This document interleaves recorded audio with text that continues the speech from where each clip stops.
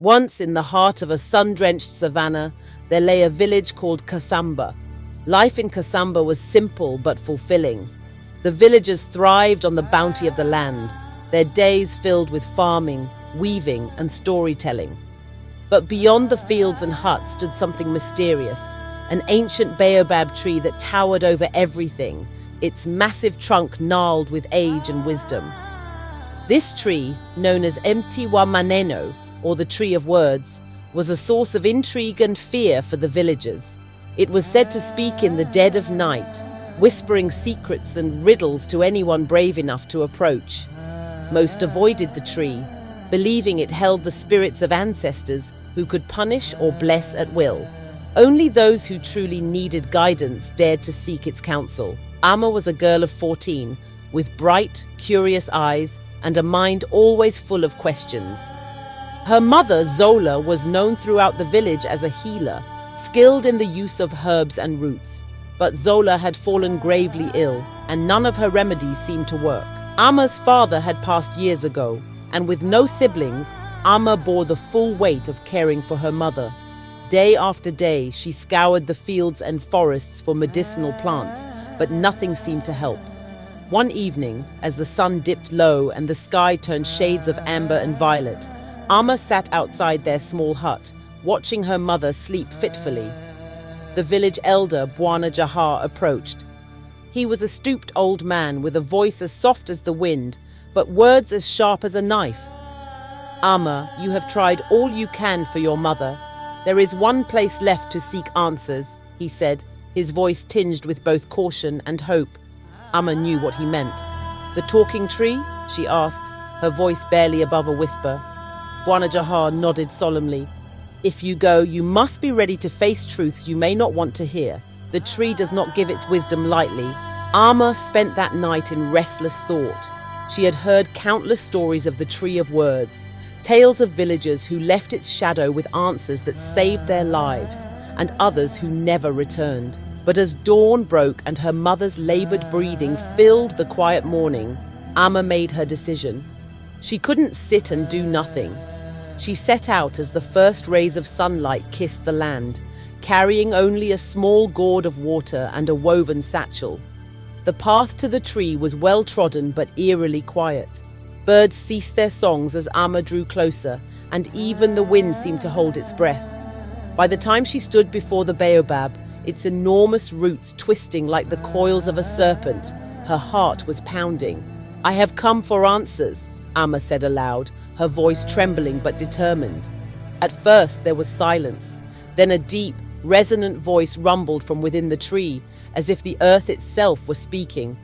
"Child of Kasamba, why do you seek me?" Amma's knees felt weak, but she steadied herself. "My mother is ill. I've tried everything, but nothing has worked.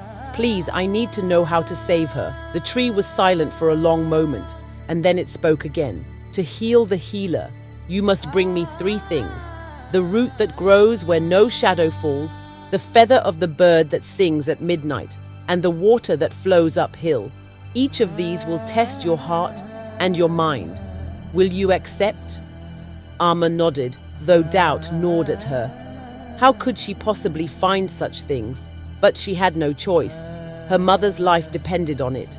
Her first task was to find the root that grew where no shadow fell. Amma wandered the savannah, pondering the riddle. By midday, the sun was high overhead, casting shadows everywhere. Exhausted, she sat beneath a tree to think. Then it struck her. At noon, when the sun was directly above, there would be no shadows at all. She searched the ground carefully and found a small twisted root growing in the sunlight. With trembling hands, she dug it up and placed it in her satchel. Next was the feather of the bird that sings at midnight. Amma returned to the village to ask Bwana Jahar for guidance. "The bird you seek is the Nyimbo wa Usiku," he said, "a creature said to appear only under the full moon. Listen closely, and it will lead you." That night, Amma ventured into the forest, her ears straining for any sound. Hours passed, and just as she was about to give up, a melodious song floated through the air. She followed it to a clearing where a small, shimmering bird perched on a branch. Amma held her breath as the bird shed a single feather, which glowed faintly in the moonlight. She whispered her thanks and carefully picked it up. The final task was the hardest, water that flows uphill. Amma's mind raced as she tried to make sense of it. Days passed and she grew despondent. One evening, while fetching water from the village well, she noticed something peculiar. When she tipped her gourd too far, a small stream of water flowed back up the sides. Her heart leapt. Could this be the answer? She filled her gourd and returned to the baobab. Placing the root, feather, and water before the tree, she said, "I have brought what you asked for." The tree's voice rumbled with approval. "You have shown patience, courage, and wisdom. The answers you seek lie within you. Brew the root into a tea, using the feather to stir it and the water to boil it. Your mother will be healed." Amma thanked the tree and hurried home. She followed its instructions exactly, her hands steady despite her exhaustion. When Zola drank the tea, her breathing eased and her color returned. Within days, she was sitting up, smiling, and even humming old songs. Word of Amma's journey spread through Kasamba, and though the villagers marveled at her bravery, Amma herself felt humbled. She had learned not just about the power of the talking tree, but about the strength that lay within her own heart. From that day on, Amma and her mother lived with renewed purpose, sharing their story to remind others that courage, wisdom, and love could overcome even the greatest of trials.